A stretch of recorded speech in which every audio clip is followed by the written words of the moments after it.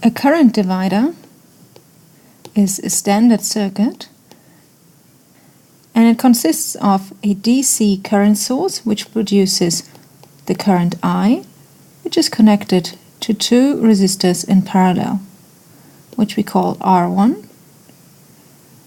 and R2. We're interested in finding out which currents I1 and I2 are going through the resistors R1 and R2.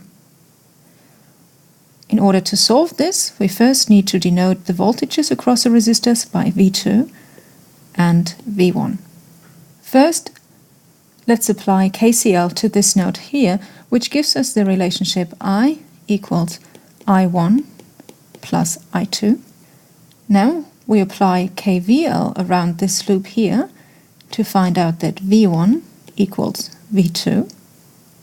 And we'll also apply Ohm's law to the resistors so that we get V1 equals R1 I1 and V2 equals R2 I2.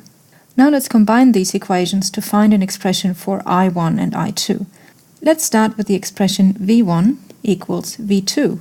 By Ohm's law, we know that this is equivalent to R1 I1 equals R2 I2.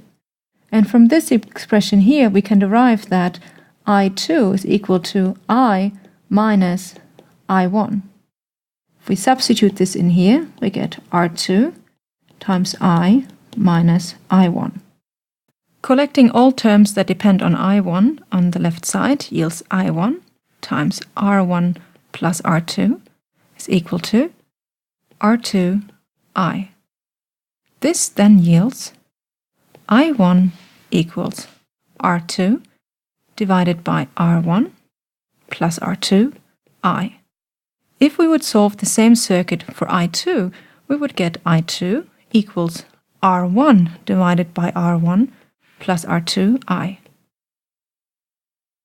It's important to notice here that I1 is equal to R2 R1 plus R2 I, while I2 is R1 divided by R1 plus R2 times I. Another standard circuit is the voltage divider, which consists of a voltage source producing voltage V and two resistors in series, which we call R1 and R2.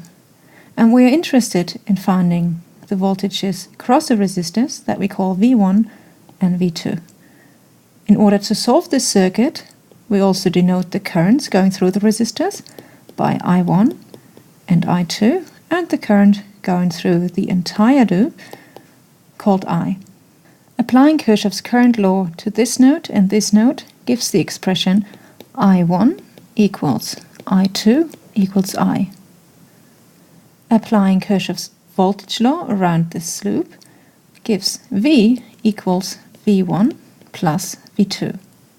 The last set of equations that we need we'll get from Ohm's law, which tells us that V1 is equal to R1 I1, which we can transform to I1 equals V1 divided by R1. And we also get V2 equals R2 I2, which yields that I2 must be V2 divided by R2. As a final step, we need to combine those equations. Let's start with the relationship I1 equals I2.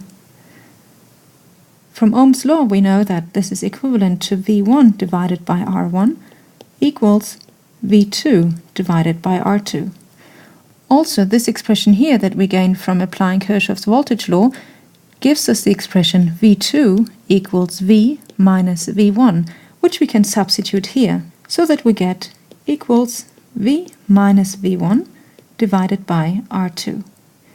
We'll now collect all terms depending on V1 on the left side, giving V1 times 1 over R1 plus 1 over R2 is equal to V divided by R2.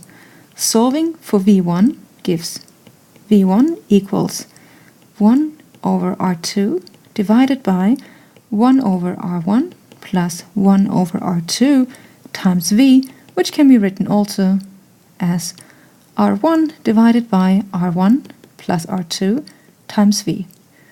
If we would solve the same system for V2, we would get that V2 is equal to R2 divided by R1 plus R2 V. Note that now V1 is R1 divided by R1 plus R2 V, and V2 is R2 divided by R1 plus R2 times V.